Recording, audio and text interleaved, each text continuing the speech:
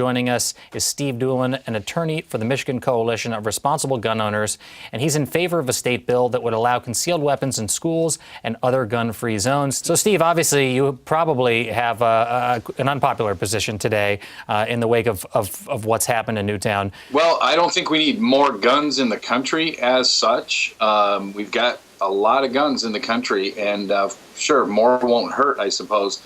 We've got about one gun approximately for every man, woman, and child in the U.S. And as far as my position being popular, it clearly depends on who I'm talking to and who I'm with, because I've got tons of support for my position, also for our position. But the bill in this case that we're talking about actually just went through the Michigan legislature last night, and it's been sent to the governor for signature.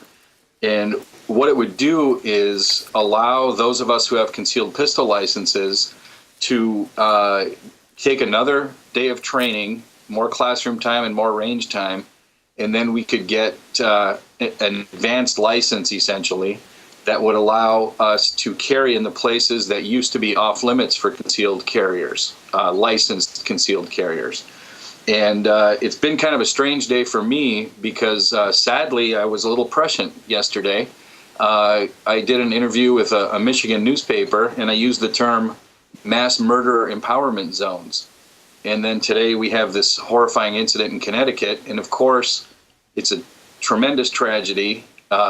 We wish it hadn't happened. Everyone wishes it hadn't happened. We all agree that we want children and everyone to be safer. I think what I disagree with some other folks on is how do we become safer? And so do you think that had the teachers within the school or certain administrators been able to have weapons, that something like this could have been prevented? If not prevented, then perhaps minimized. We do know that armed citizens defend themselves all the time in all kinds of different contexts. We also know that by definition, the only people who obey these types of restrictions, the no guns in schools type restrictions, are the people who are law-abiding citizens. By definition, what you're doing when you create a so-called gun-free zone is you just disarm the responsible gun owners, because they're the ones who are going to obey this law. Gun control is based on fallacy.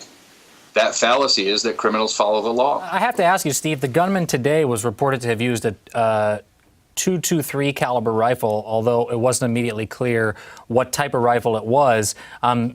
These can range from assault-style rifles, similar to the AR-15 semi-automatic, which was used in Aurora, to hunting rifles. Are you comfortable with people having these type of weapons in the general public? Well, yeah, they already do. I mean, they're all over the place, and without being insensitive at all to this tragedy, I think to keep the debate framed properly, I have to point out that the vast majority of 300 million guns didn't hurt anyone today.